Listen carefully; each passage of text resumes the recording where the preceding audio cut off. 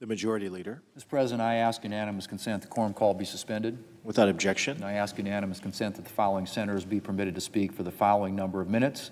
And finally, that Senator Scott of Florida or his designee be recognized to make a motion to proceed to calendar number 315, H.A. Res. 142. Senator Schumer for 15 minutes, Senator Durbin for 15 minutes, Senator Schatz for 10 minutes, Senator Booker for 10 minutes, Senator Murphy for 10 minutes, Senator Warner for 5 minutes, Senator Van Hollen for 10 minutes, Senator also Brooks for 5 minutes, Senator Kane for 10 minutes, Senator Wyden for 5 minutes, Senator Hoeven for 10 minutes, Senator Kennedy for 20 minutes, Senator Scott, for 5 minutes. And, Mr. President, I have 4 requests for committees to meet during today's session. The Senate, they have the approval of the majority and minority leaders. Without objection. And duly noted.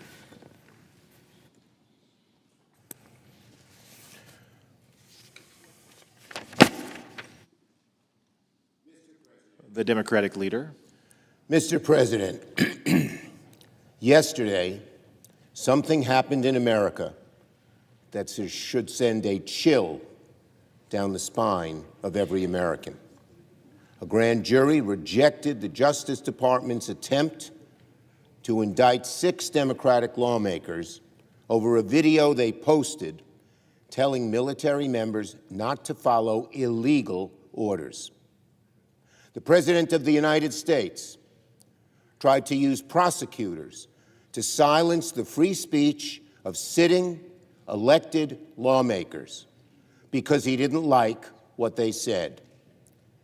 That is a line no president in modern American history has ever crossed. May we have order, Mr. President? The video in question broke no laws.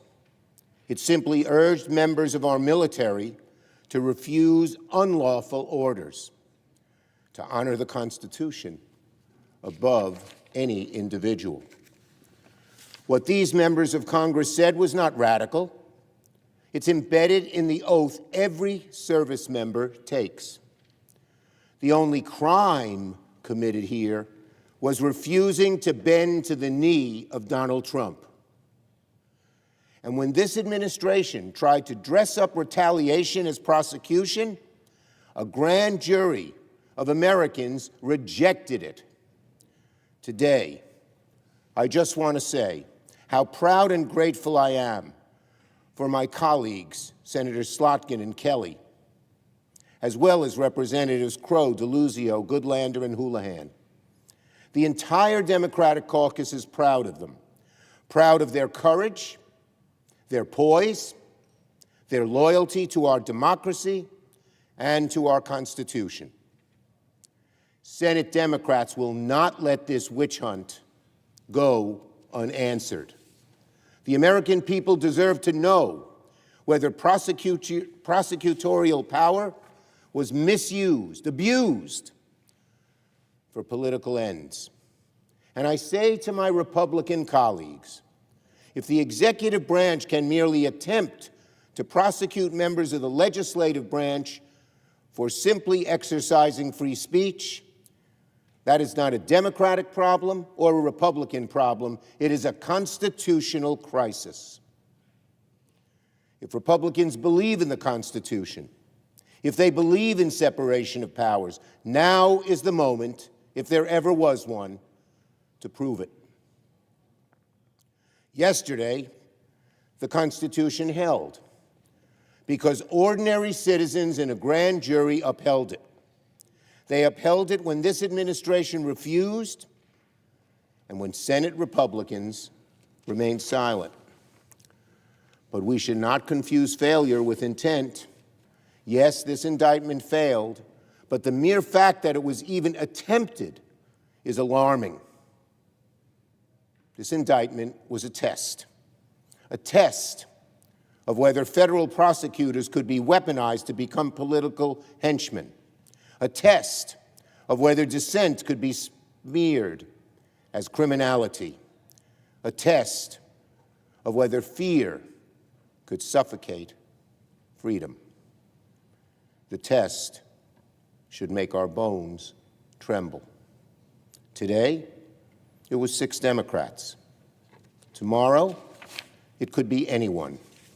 Because if a president believes that he can even attempt to jail senators over speech he dislikes, then the First Amendment is no longer a basic right. It becomes a privilege, one that some Americans get to have and others don't, depending on their political views. And what would that mean for every journalist, every protester, every citizen who dares to dissent? It would mean more jailings, more investigations, more masked agents beating up unarmed peaceful protesters in the streets. It's happening already. And if we don't halt it, it's going to get a lot worse. The First Amendment is not optional. It doesn't depend on your political views. And it is not subject to the personal sensitivities of any president. Finally, the failure of this indictment does not erase what it represents. A president willing to test whether the criminal justice system can be weaponized against his political democracy, something that, if he succeeded, would stab a dagger through the heart of this democracy and all it represents. The founders wrote our Constitution precisely to prevent the kind of abuses Donald Trump and his Justice Department are doing. Thank God that today the Constitution held firm. But we cannot always assume that that will be the case if we aren't willing to defend it. So I am proud of Senators Kelly and Slotkin. I am proud of Representatives Crow, DeLuzio, Goodlander, and Houlihan. They stood by their oath. Now this chamber must stand by ours. It's a very good thing that these indictments failed, but these indictments go way beyond 6 members of Congress recording one video. Donald Trump has declared war on free speech in America. The wellspring of our democracy, free speech. And he's using the vast powers of the federal government to go after anyone who tries to stand up to him. To my Republican colleagues, silence in moments like this is not neutrality. It is permission, it is submission, it is acquiescing to the possibility that our democracy may be dying. I yield the floor.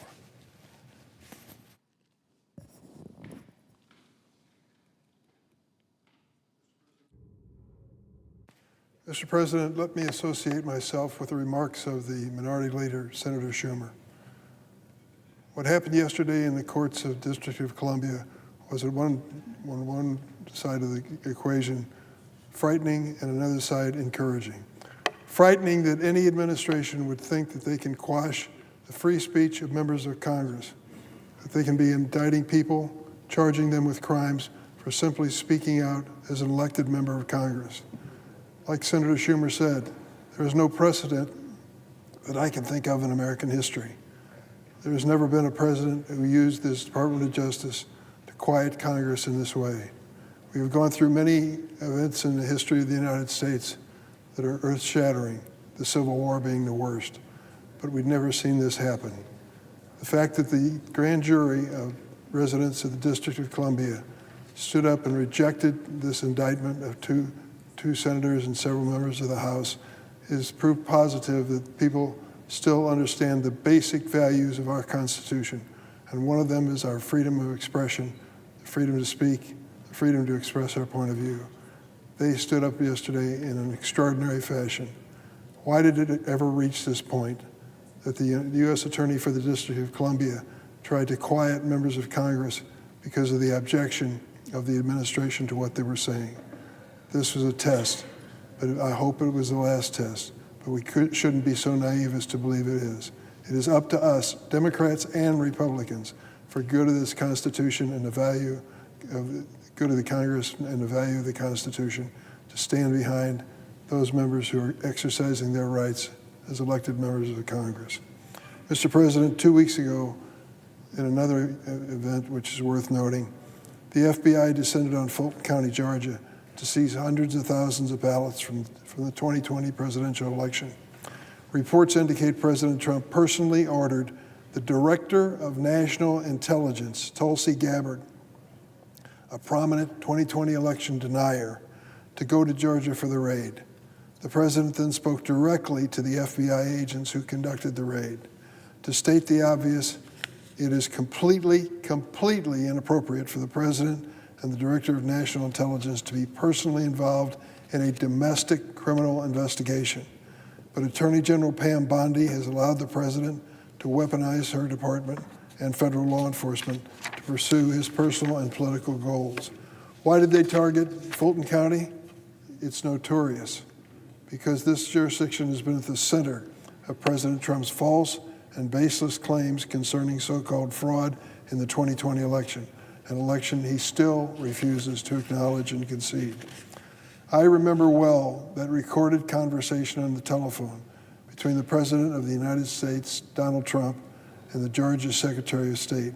It was in early 2021, and President Trump directed the Georgia Secretary of State to, quote, find, close quote, the 11,780 votes he needed to swing the election his way. He said it. Those were his words, his voice. And I remember when he incited a mob of his most ardent supporters to storm this very Capitol, this very Senate chamber, to subvert the will of the people and overturn the results of a free and fair election. He failed, but now his end game for 2026 has become clear. He's working to rewrite the rules of the game and to rig the system to ensure he maintains his grip on power beyond the reach of the American people in a free and fair election. Don't believe me?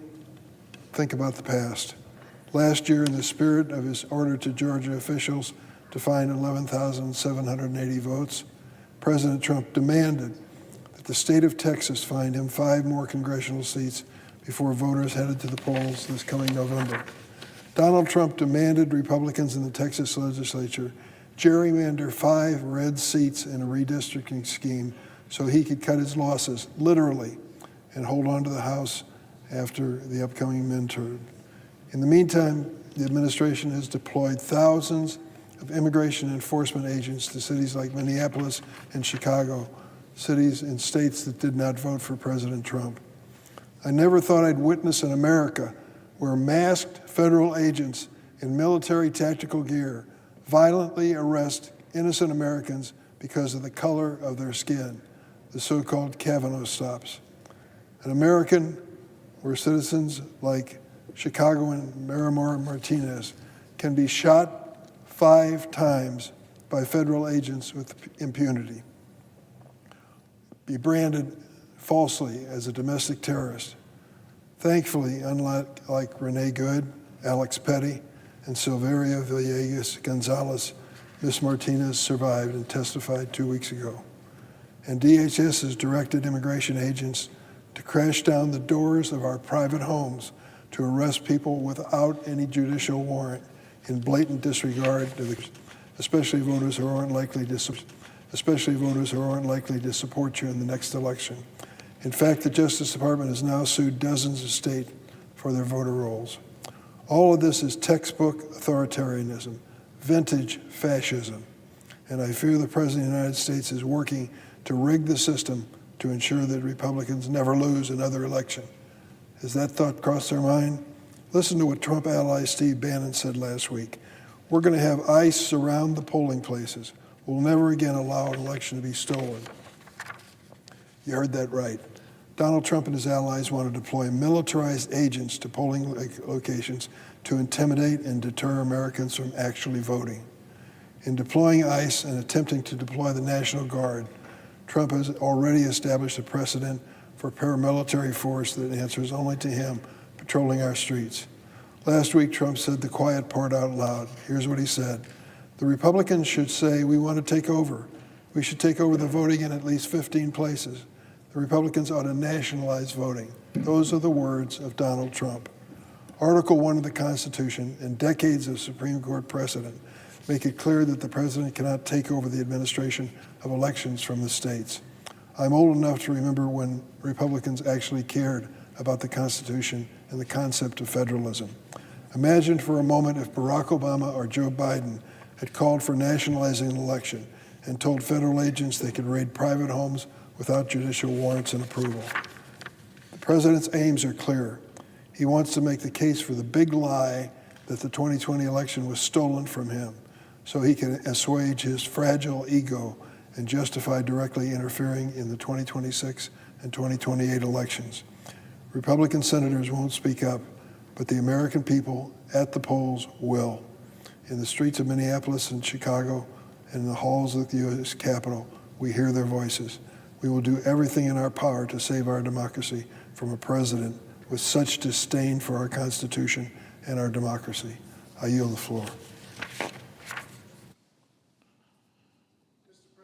The senator from Hawaii. Where's the red line? You know, a lot of us wake up every day trying to figure out exactly how bad is it? Is this the moment that Republican members of the United States Senate are going to stand up for not our rights, but their rights? And not just United States senators, but everyone who put us in office. Last night, there was a failed indictment of 2 United States senators, and the indictment, we don't know what they were charged with, but it was about a 90-second video in which they reiterated the guidance from the Uniform Code of Military Justice. And by the way, even if you don't like what they said, even if you thought it was unwise what they said, even if you thought it was provocative what they said, it was not illegal. They have a perfect right under the Constitution, the First Amendment, to express themselves. That is not illegal. That is not seditious. That is not worthy of a court-martial. That is literally them doing their jobs. You can criticize them in the manner in which they do their jobs, but you may not incarcerate them. In addition to the First Amendment, they have specific constitutional rights for members of Congress under the Speech and Debate Clause. In other words, if you are doing something as a United States Senator, and they very clearly were, you have additional protections.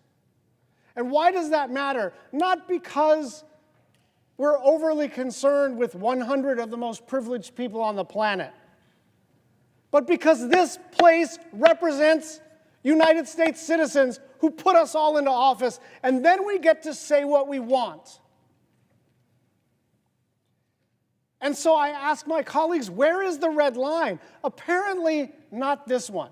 Why? And I've had several interactions with my Republican colleagues, and it basically comes down to, well, the system held.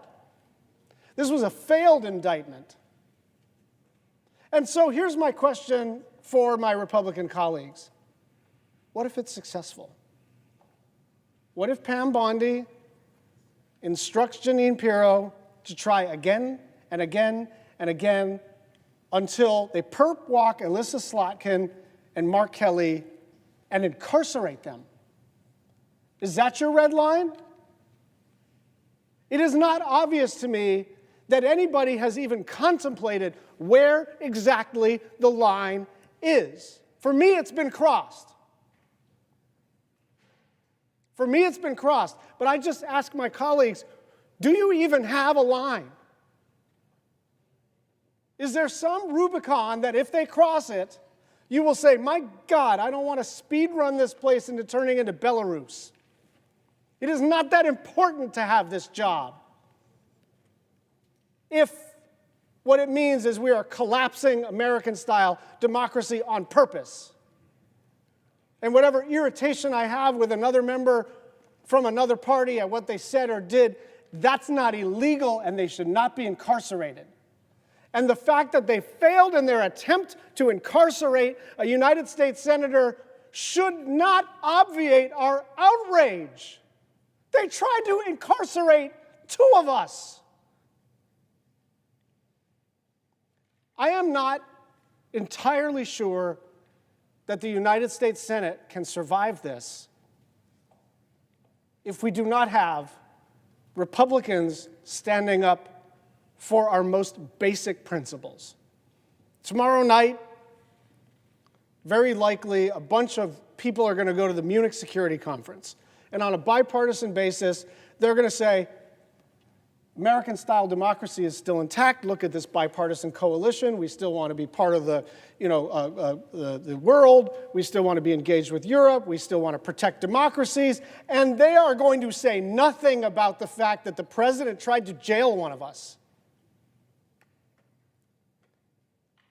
And so spare me the high-minded panel discussions and bilats and press availabilities about the United States as the indispensable nation when we are dispensing with our most sacred constitutional obligations. You know, now it was a long time ago, but it feels like yesterday that I was first sworn in. And I don't remember it exactly, but you swear an oath to the Constitution and laws of the United States of America, and that you take that obligation freely and without any mental reservation or purpose of evasion. And I am afraid we are evading our most fundamental responsibilities. And so I don't have any illusions that change everybody's mind, but I would just start the dialogue. What is it going to take for you to say, enough is enough? I yield the floor.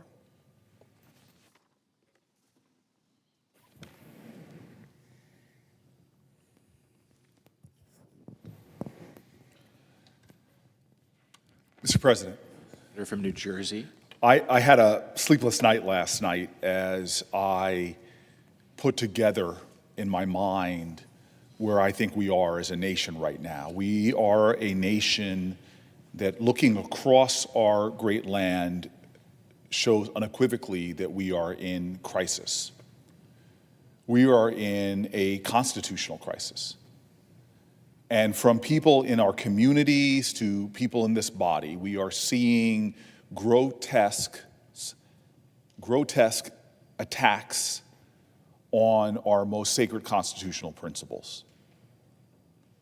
As I sat last night, I found myself scrolling through words of our founding fathers, and something Madison said really stuck out at me, that power needs to be checked. Power needs to be balanced. Power derives its right from the consent of the governed, but power itself does not self-correct. I look at what's happening from the executive branch and see over and over again grotesque violations of our Constitution, and this body is doing nothing. The list of what's happening is clear. It's actually making headlines. It's not something that can be ignored. But when you see the President of the United States taking power from the people, taking power from the executive, resisting the power of the judiciary, breaking the law, the rule of law, and nothing happens, it reminds me of Frederick Douglass. Find out just what a people will submit to, and that is the exact amount of injustice that will be heaped upon them. Well, what are the constitutional ruptures we are seeing so clear right now? Well, we've seen them with the president's grift, graft, and corruption. I said this to some of my colleagues earlier. If a headline had appeared a few decades ago of the President of the United States and a sheik coming together days before he ascended to the presidency, where that sheik is giving him tens of millions of dollars and what amounts to almost a direct payout, enriching him and his family in a trumped-up crypto scheme, that is clearly seen from our founders as a breach of the Constitution in a clause called the Emoluments Clause. This president is using his position to profit off of as he oversees foreign policy, and we are seeing leaders come to him and give him millions of dollars as they have foreign policy considerations before them. That is a rupture of the Constitution. What is another example? We are literally seeing people in the streets in Minnesota exercising their constitutional rights of protest, their constitutional rights of speech, their constitutional rights to hold law enforcement accountable for doing nothing wrong but filming law enforcement. How many of us have seen the videos of people filming law enforcement and getting beaten, getting literally kicked, getting handcuffed, being put in jail, or the worst of all constitutional violations is when you attack someone's life, as we saw with Alex Preddy being murdered. We see more ruptures to our Constitution, not just the oppression of basic rights by our people, but that other sacrosanct right that our founders saw when it comes to the right to vote. We have a president saying literally that the Constitution should not apply, that we should federalize elections, and you see the president sending his Justice Department not to investigate the last election or the election before that, not the election he won, but going back to 2020's election, and seizing private voting records that belong to the state in a claim that has been proven wrong over and over again, that there was some kind of election fraud, the big lie as it's called. That too is a rupture of our Constitution. He is violating voting rights. He is violating speech rights. He is violating the freedom to protest your government. He is violating the Emoluments Clause. He is violating the powers of the legislative branch as he stops funding that was approved in a bipartisan way from this body, like he just did in my state with the biggest infrastructure project there is. Again and again and again, this president is violating our Constitution. From literally agents masked, jumping out of unmarked cars, going into our churches, going into our schools. This president violates our Constitution over and over and over again. But here is a truth spoken when constitutional rights were violated against an activist named Angela Davis, that this body is now seeing clearly what James Baldwin wrote. You see, the truth of our land has always been injustice anywhere is a threat to justice everywhere, as Martin Luther King says. As the great Langston Hughes wrote in poetry, there's a dream in this land with its back against the wall. To save the dream for one, you must save the dream for all. Well, here is the rights. Here is the sacrosanct document that we swear oaths to, the Constitution. Here is the truth that the injustices that we are seeing and the violations will be visited upon this body, because as James Baldwin wrote so clearly, if they come for you in the morning, well, they're going to come for me at night. Well, we have now seen last night that they were coming for members of this body. And no, I'm not talking about House members like LaMonica MacGyver that has been thrown down, handcuffed, and is on trial right now. No, I'm not talking about Adam Schiff, who was investigated for trumped-up charges. No, I'm not talking about Alex Padilla, who was thrown to the ground and handcuffed in a federal building. No, I'm talking about my colleagues Elissa Slotkin and Mark Kelly, who literally quoted military manuals that say it's illegal to follow unjust and illegal laws, that they have a right to not follow unjust, illegal orders. Literally quoting what is the law of the land. And what did this out-of-control executive do? What did this out-of-control executive do? An executive that has already reached and taken away the power of the purse. An executive that has already violated court orders that we've seen come from the highest office in the land, the Supreme Court. An executive who's violated the Emoluments Clause. A president who brags about taking away states' rights to control their own elections. A president that has violated the law time and time again. What did he do with his Justice Department? He called together a grand jury,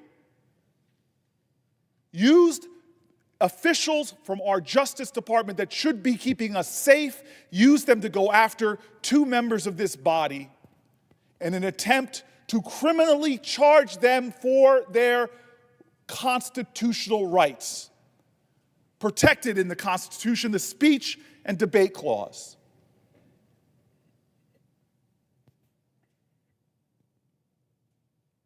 There are books that have been written from On Tyranny to How Democracies Die, long before this administration, that predicted that this country's real threat will not be from some foreign enemy, it will be from internal corruption that goes unchecked. That this nation's real threat is not from any adversary that cannot beat this nation, this mighty country. The real threat to this nation is when the Constitution we swear an oath to is eroded and the people with the power to stop it do nothing.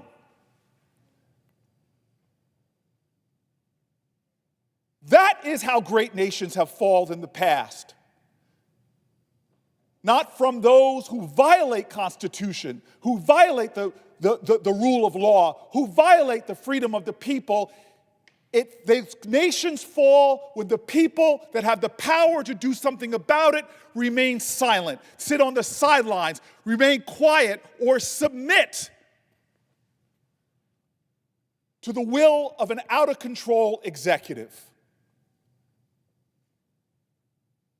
The road to hell is paved with people who have the power to stop bad things from happening but say nothing. Our constitutional norms, the laws of our land, the principles upon which we stand are being violated every week in our nation. Americans being swept up off of our streets, Americans' freedom of speech, Americans' privacy, the lives of American citizens Senator's being time has taken, expired. even people in the Senate being arrested. And so now I say unequivocally, The senator's time has expired.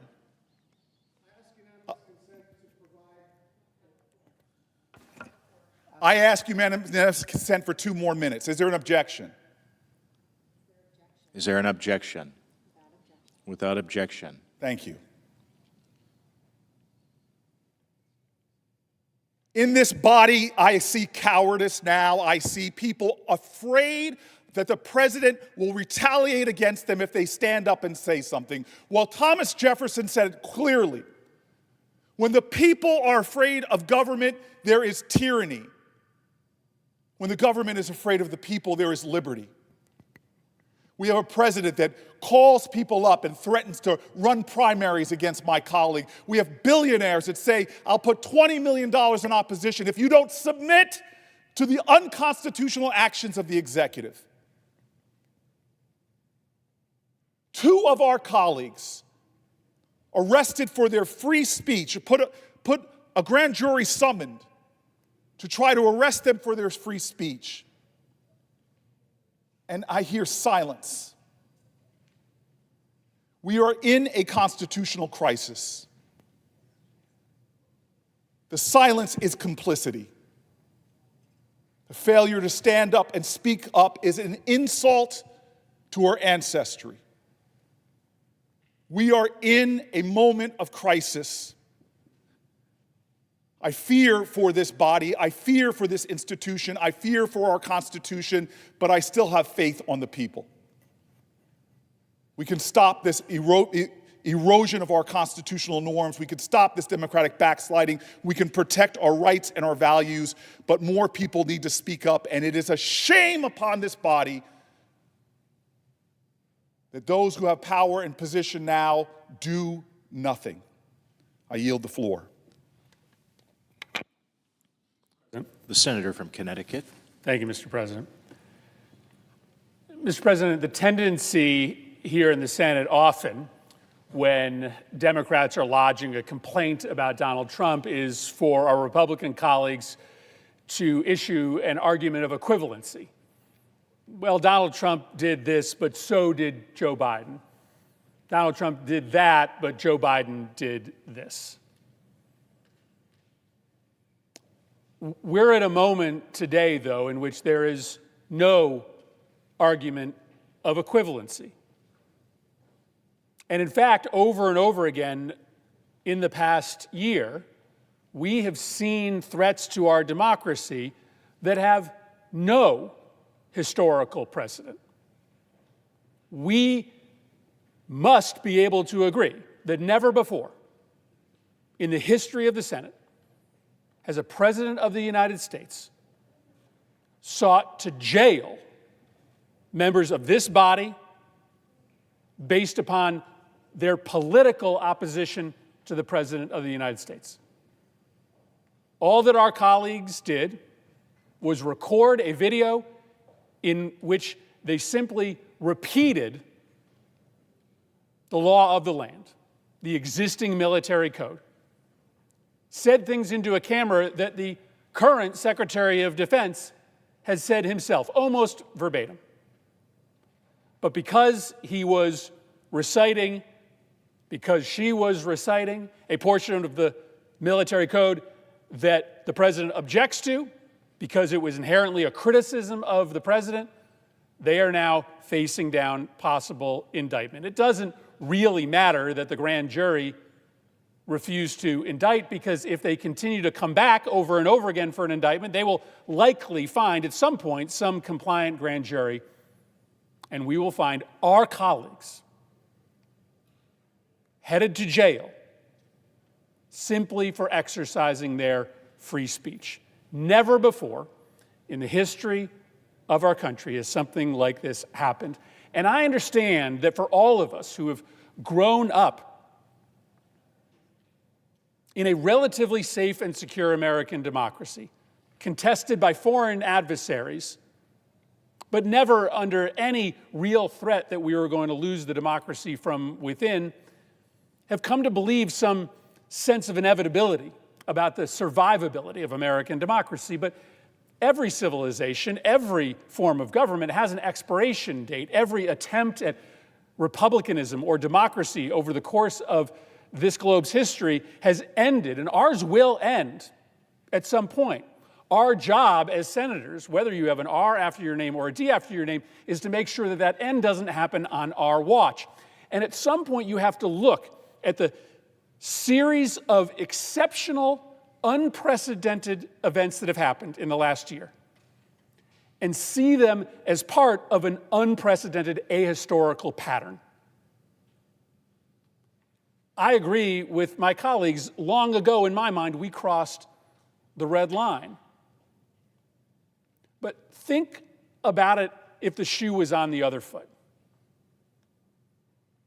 I want my Republican colleagues to think about what you would say if a Democratic president opened up a criminal investigation into the chairman of the Federal Reserve simply over a dispute over interest rate policy.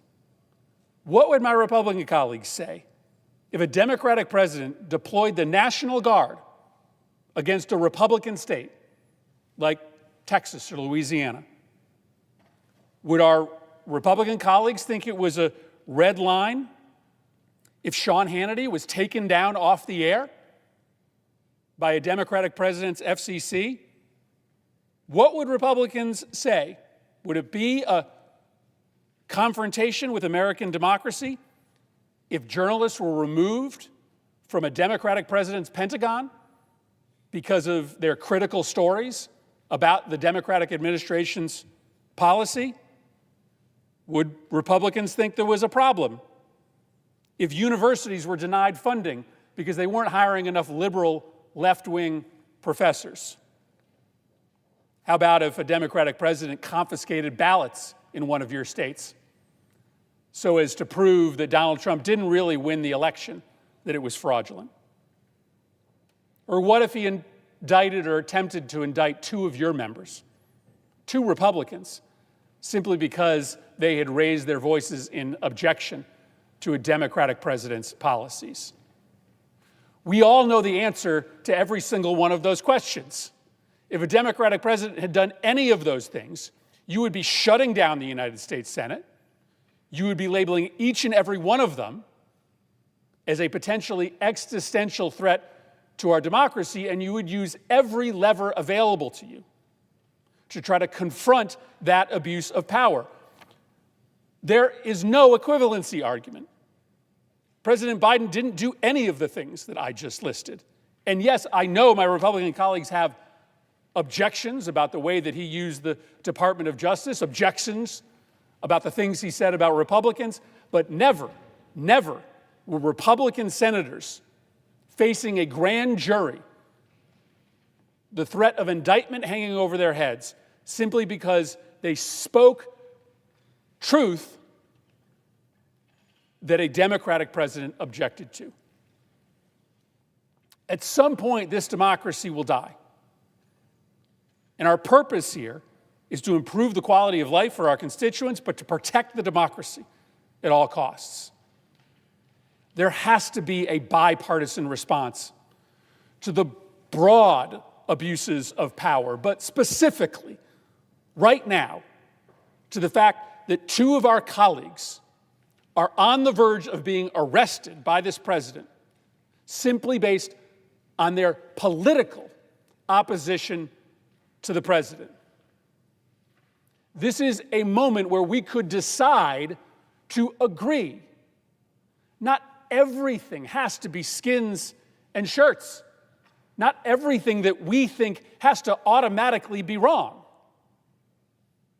We could very easily decide this week that it is not acceptable for the President of the United States to attempt to throw into jail his political opponents in the Senate and in the House. And maybe that could provide a springboard for us to decide that there are other abuses of presidential authority that may, in the long run, harm both Republican and Democratic interests, but fundamentally harm the health of our democracy that we could join together in league against as well. This is a moment of test for the Senate. I agree with my colleague, Senator Schatz. This is a moment that could break this institution permanently if it is only Democrats standing up here and defending our colleagues. It should matter first that they are senators, that they were elected by the people of their state to represent Republicans and Democrats in their state. It should matter second, the party that is listed after their name.